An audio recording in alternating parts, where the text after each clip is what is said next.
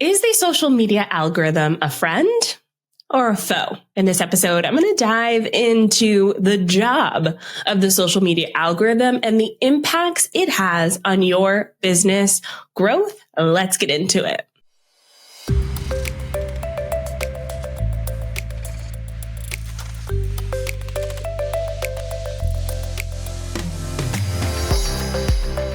Welcome to the Savvy Social Podcast, the show that blends stories and strategies to help businesses create engaged and profitable online communities using the unique power of social media. And now your host, Andrea Jones. Hi, friends. This episode is coming directly to you from a conversation I recently had inside of the Savvy Social School all about algorithms and what they mean for us and our business and how we can navigate these murky waters. Because let me tell you, the algorithm, or Mr. Al, as I like to call him, can be friendly, but also can be in his villain era. So I want to talk about what that actually means for social media at large, and then specifically for you as a business owner, because you can do things to like get him on your side, but you kind of have to understand how he works. Now, when I'm talking about the algorithm, I am talking about the machine behind social media. So when you log on to Facebook or Instagram or TikTok or Twitter, you're not seeing your posts chronologically.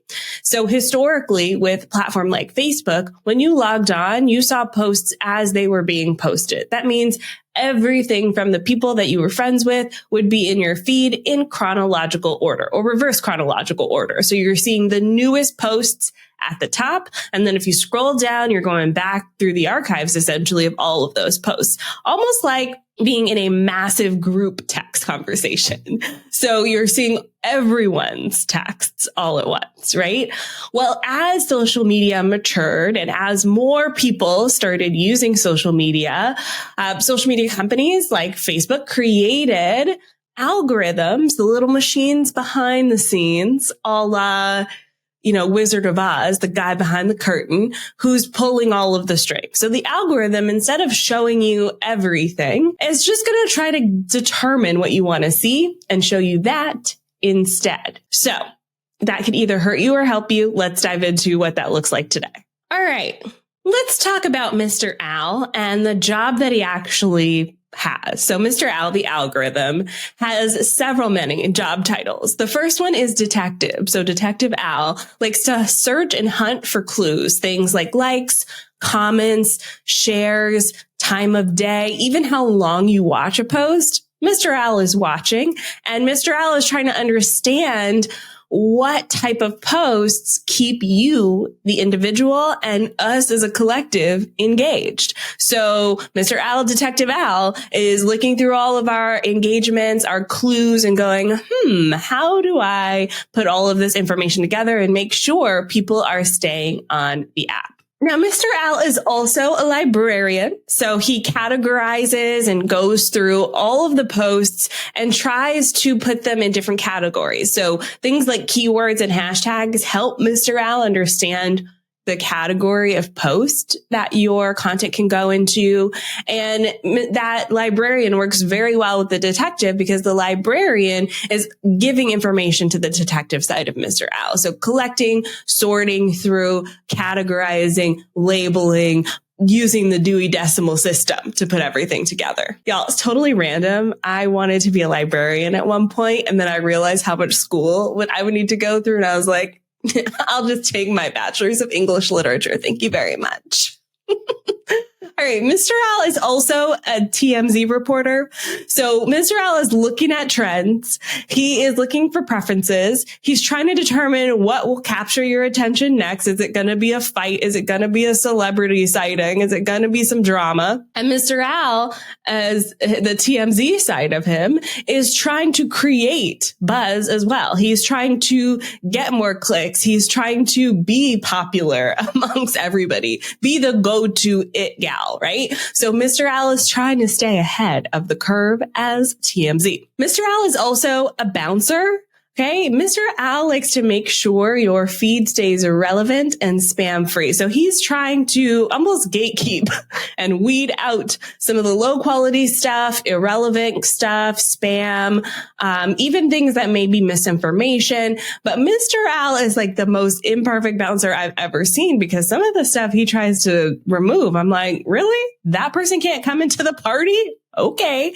Mr. Al is like an exclusive club, and every single social media platform kind of has their own Mr. Al, and Mr. Al's bouncer side is different on all of them. Mr. Al also has a toxic friend side where he likes to validate you no matter what, especially if other people are validating you. So what I mean by that is if you share a post and people start saying congrats, Mr. Al will suddenly take that post and put it in front of more people because they want you to feel good about posting. And if Mr. Al sees your post and he's like, oh, they need more likes and comments on this post particularly, let's show it to more people. Thumbs up from me, because I've decided that this post needs to be seen by everyone. So a little bit of that toxic friend, because then you post something that is maybe more in depth or something that you actually care about a little bit more, rather than, maybe like a job announcement or something like that. And Mr. Al goes, nobody liked or commented on that. I'm not going to show it to anybody else. Mr. Al is also a tailor in that everyone's experience is custom fit and different. So high-end luxe tailor, suit fitted to your body. Mr. Al makes sure that everyone's feed is customized to their preferences, their browsing habits, and having that tailor-made experience is part of what he does. It's how he keeps people on the app for longer. My experience on an app is going to look different from your experience, even if we follow all of the same people. Now, that's Mr. Al. He's a detective. He's a librarian. He works at TMZ, a bouncer, a little bit of that toxic friend, and a custom tailor. So when we think about this as a business, I want to talk about how Mr. Al can actually help your brand and business. So Mr. Al is really like a promotional manager of your business. Okay. So he is working overtime 24/7, never takes a break, trying to put your content in front of the right people. So Mr. Al is actively on the daily with every single post, trying to put your post in front of the people who would most likely engage with it.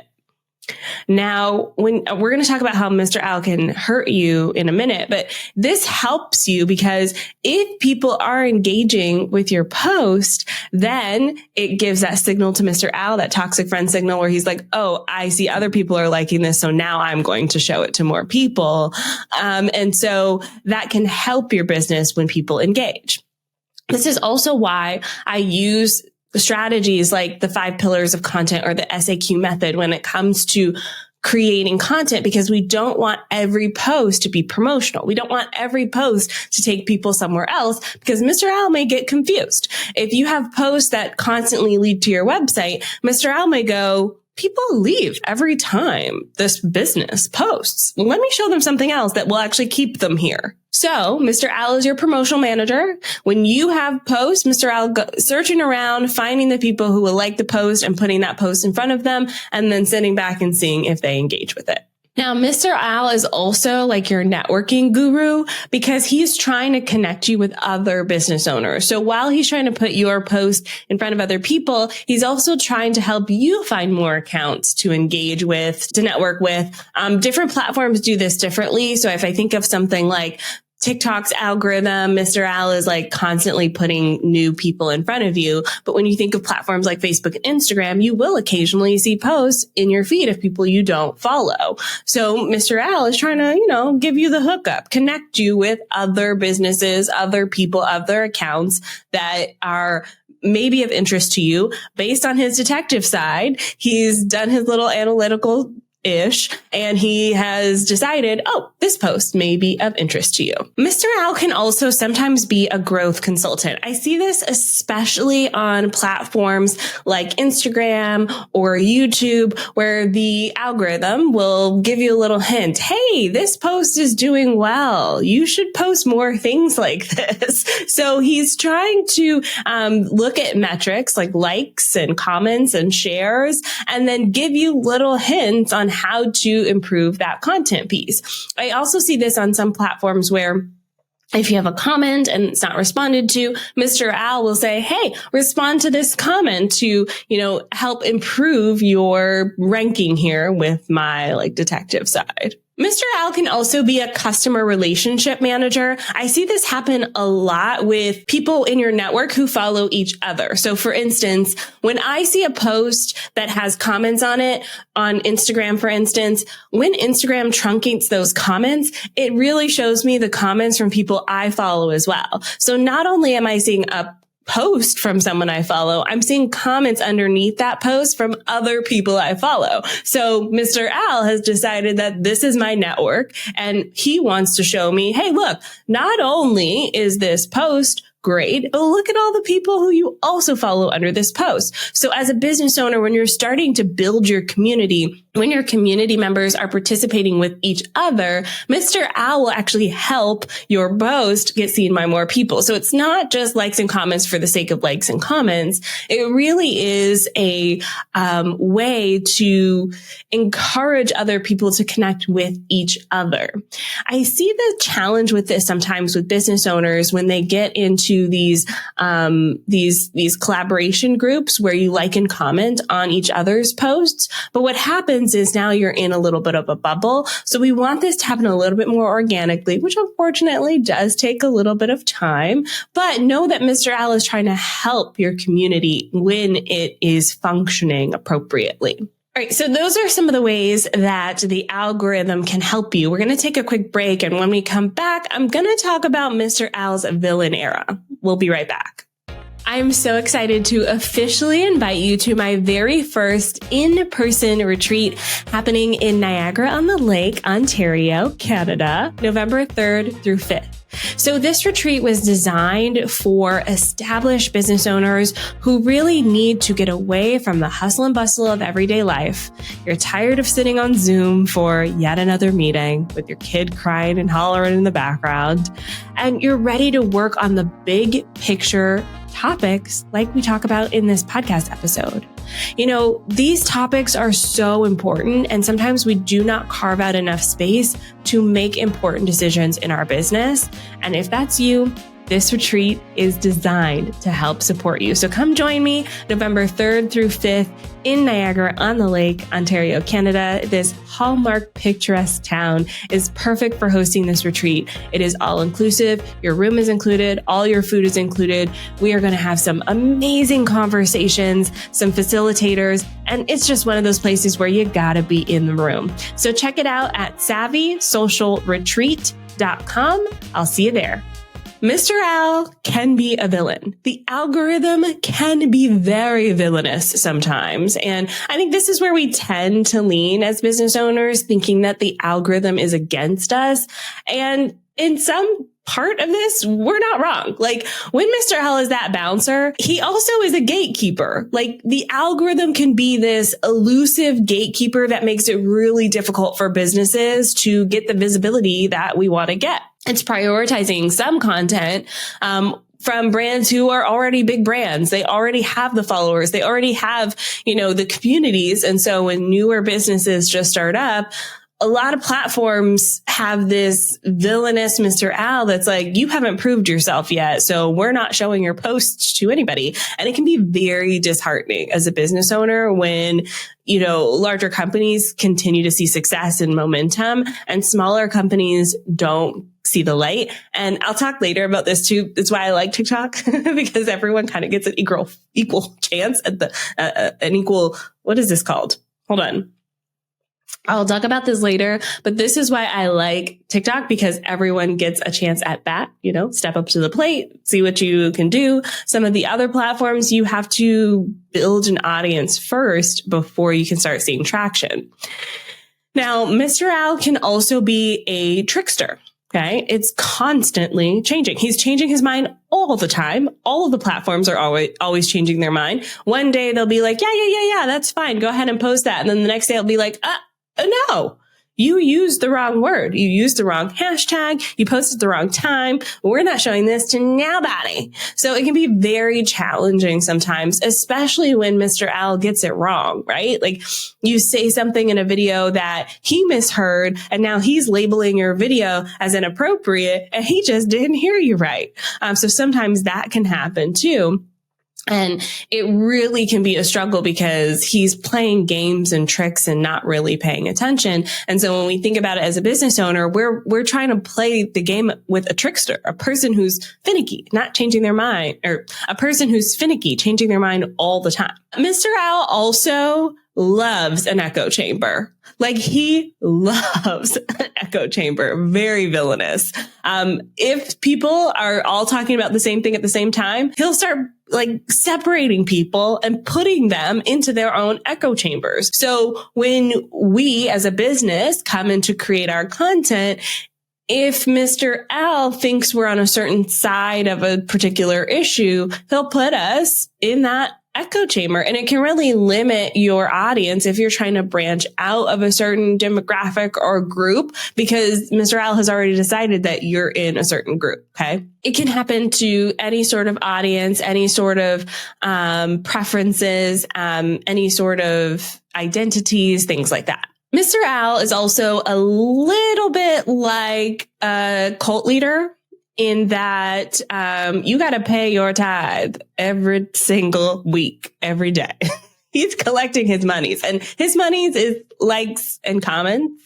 And so if you haven't paid your tithe, AKA if you haven't shared a post that he has deemed worthy, he may start to deprioritize your entire account until you pony up.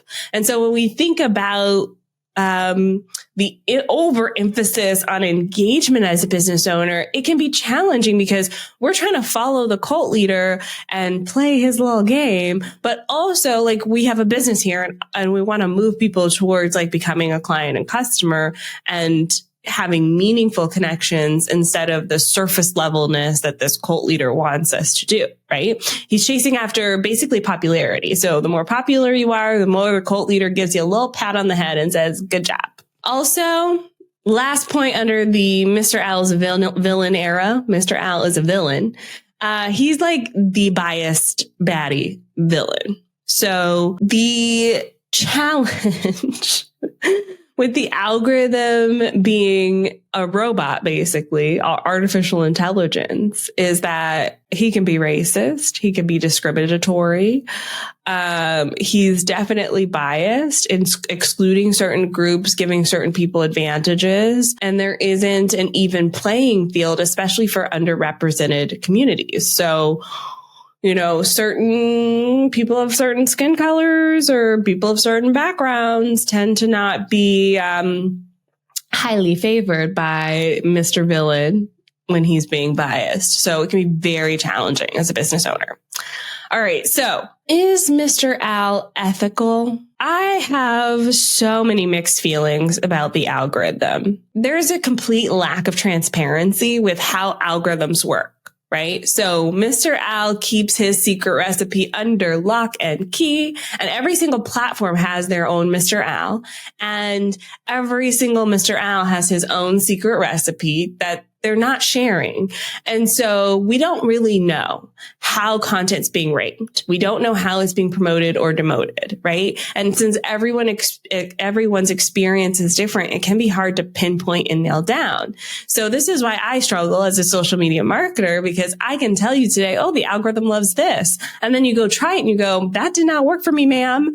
And that's because there is a lack of transparency in how algorithms work. I have a ton of educated guesses. I obviously do a bunch of research and I'm going to give you the tips and tricks, but I also want you to know that it changes on the daily. And this is why, as my company, we focus on strategies over tactics. So the algorithm loves a tactic. Like I can tell you right now, if you celebrate something that people can write congrats on, I kind of alluded to this before. If someone writes congrats or congratulations, Mr. Al goes, oh, this is important. Let's show it to everyone. So whether that be you are announcing a pregnancy, you started a business, you're celebrating 10 years in business, you got a new job, you're launching a new product, like anything that people can celebrate, Mr. Al freaking loves it and will share it out to more people when he starts seeing the word congrats. It's a tactic though. I feel like if we all started celebrating something every day, it just wouldn't work, right? So you kind of have to use it sparingly. But it is one of those tactics that can, trick Mr. Al. Now, this tactic may go away. Certain ones like back in the day on Facebook, you could really trick Mr. Al by asking people to comment. And so the more you could get people to comment, the more that Mr. Al liked your page. So what people would say is comment below, A for this, B for that. And pages were blowing up with all of this engagement. And so Mr. Al said, no, you can't say comment below anymore. And so suddenly, even if you were genuinely saying comment below, Mr. Al went, you are one of them. We're not showing your post. So we don't really know how all the algorithms work. We can make educated guesses based on what we see. And since I work with so many brands, I can see, trends and patterns across the board.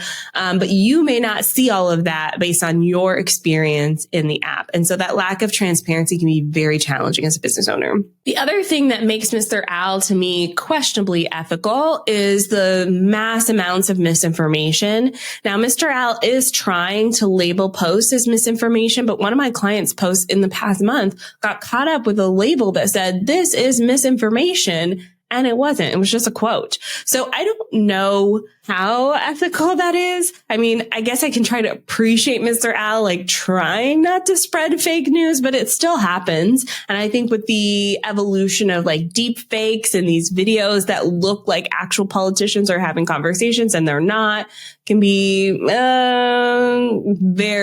we're getting into sticky waters. I don't know if Mr. Al can detect that misinformation. I also talked about how Mr. Al has algorithm biased. And I personally see this with my ads. I don't know what it is, but when I run ads, sometimes when I look at the likes coming in, it's almost as if Mr. Al is only showing my ads to Black people. And I don't have any problem with that. It's just an odd choice. Obviously, I don't have a problem with that. Come on in. I love y'all. I love us. Oh, we're so great. Anyways, I don't have a problem with it, right? But also, if it's making that decision, I'm like, what other decisions are you making that I can't see, right? Why not just show the ad to the people based on the preferences that I put in, like business owners, right? Not just Black people. Just a very odd choice. And so the flip side is it doing that for other brands who have photos in the picture that are, the white people? Is it only showing those ads to white people? It's just it's like a racist thing it feels racist to me. Anyways, I also think the danger of Mr. Al is the confirmation bias. If as a user, you're experiencing the app and Mr. Al is showing you all of the same content, it can feel like, oh, everyone's talking about this. Everyone's talking about the same thing. And I don't know if that's ethical, but I also think that it can be a double-edged sword because we definitely want to get into certain circles that appreciate our work. And also, if we're all thinking the same way, are we actually being challenged? Big question. The algorithm also tends to push controversial topics. So as a business owner, this gets a little bit into a sticky ethical scenario where when we think about what people engage with, we know Mr. Al wants them to engage. We can lean into topics that are just for engagement, just to appease Mr. Al. And this tends to be things that are hot button issues. And while peppering in and layering in hot button issues is great. Unless you're like a news site, it can be challenging to approach that as a brand, as a business, and kind of have a layered strategy. So we can toe an ethical line as business owners. Are we posting this because we truly believe that it's something that stands up to our business values?